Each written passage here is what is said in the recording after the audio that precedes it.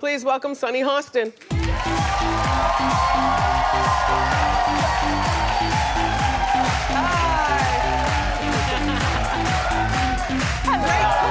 you for having me.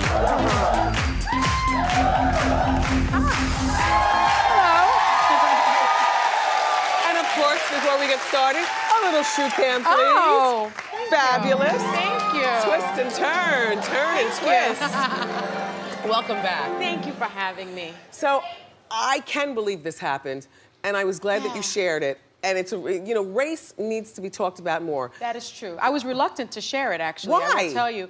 Because I knew that it would get pickup. I knew that it would be Sunny Hostin from The View. And so what? I know. But this happened to you. You weren't lying. It happened, but I will tell you, right after it happened, I went over to Joy Behar's house. And she said, what's wrong with you? You're not your usual self. And I told her, and she said, we're talking about this on the show. Yeah. People need to hear this story. Yeah. All right. So break it down for us. Okay. Give me the setting. Well, we've been going to this vacation house for years. In Sag Harbor? In Sag Harbor, Okay. about 12 years, and we were playing charades, men against women. We were beating them. And Daytime or nighttime? It was nighttime. It was very, very dark out, but we were on a deck, and the lights were on us. But the beach, it faces the beach. The beach was completely just pitch black. Right. And we heard the N-word, and we thought, right. like, okay. for a second, I was like, I didn't hear that. And then they chanted it again. Okay. And it was just more than one voice. And we all just jumped up. And my male friends started walking towards the beach. And I've got to tell you, I was terrified. And again, the first thing I did was I thought, I've got to call the police. Yeah. Because we couldn't see anyone, but we could hear them. Yes. And I started thinking about Charlottesville. And I started thinking about all the crazy stuff that's happening in the country. I started thinking about the fact that we were in a neighborhood that has a sign out front that says Historic African American Community. And I started thinking, have I been targeted? Have we been targeted? And I called the police. The one thing that I didn't say on our show is the police came. They were wonderful, Wendy. They went onto the beach. Everyone scattered. We spent the next half hour just sort of talking to each other and going around the room talking about the first time when the N-word was said to us. Yeah. And the kids came back. And I keep on saying kids, but they were in their early 20s. They were college age. They weren't little kids. And we called the police again.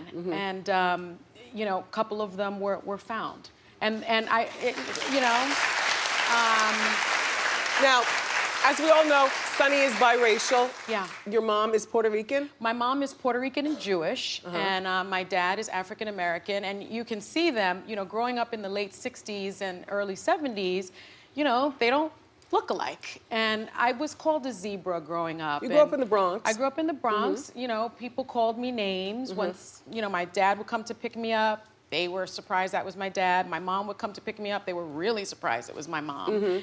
And even to get housing when I was growing up, my mom and dad and I, we would go to try to get an apartment, and we were trying to get an apartment in Manhattan, and they would never rent to us. My mom's name is Rosa Besa Cummings.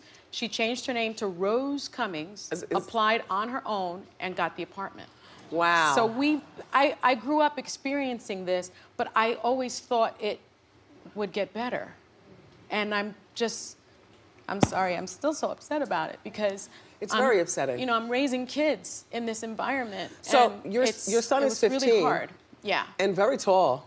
He's about 6'1". And My your daughter's tall also. She's about 5'6", 5'7".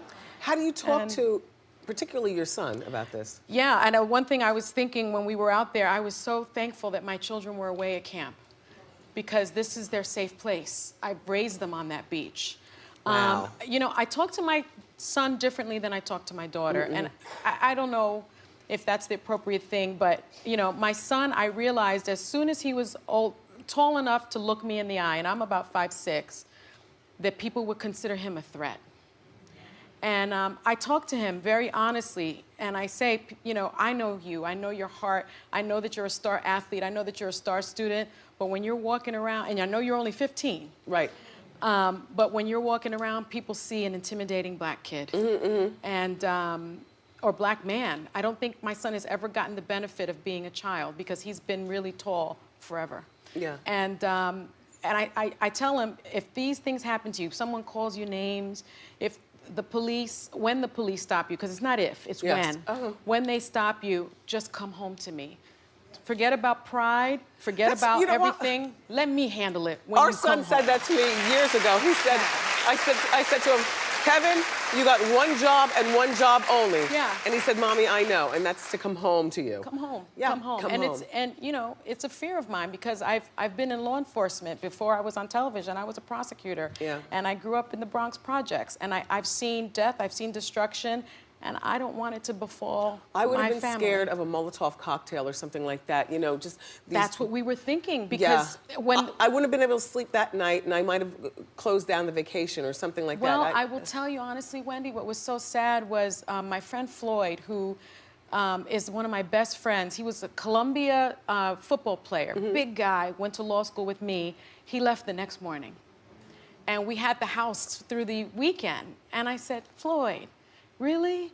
And he said, I'm done. But I'm you done. can't run. You know. Oh, I'll be back. Yeah, I'll be back same in Sag house, Harbor. same house. Same house. They're not going to take my joy from me. Yeah. But I am happy in retrospect that we called the police, that we reported it. You know, I've received phone calls from the chief of police. I know that they're taking it seriously. I know they're investigating it as the hate crime that it was. Yes. And I think in this day and age, with the climate that's going on, we've got to speak about these things. Yeah. We've got to shine a light on them and say no more. I know you said you were hesitant about the conversation, but I'm glad that you did have it. Thank you. Because I think that we all, as people of color, have our own little concerns, our own situations that we've run into. And this is not for nice other than black people to be, you know, if you're a nice white person, you don't be concerned with it. Just understand what we deal with every day. Every day. As people of color. Yeah. Every day. It's unfortunate, but I think, you know, again, the fish rots from the head. And because of the rhetoric that we're hearing from this administration, because of the rhetoric that we're hearing in this country, I think there are more good people out there than not. I have received thousands of messages of support from this incident, and that just means that we all need to stick together and say, no, you are not going to call me names. Yes. You are not going to terrorize me. And I'm not moving. And I'm not moving.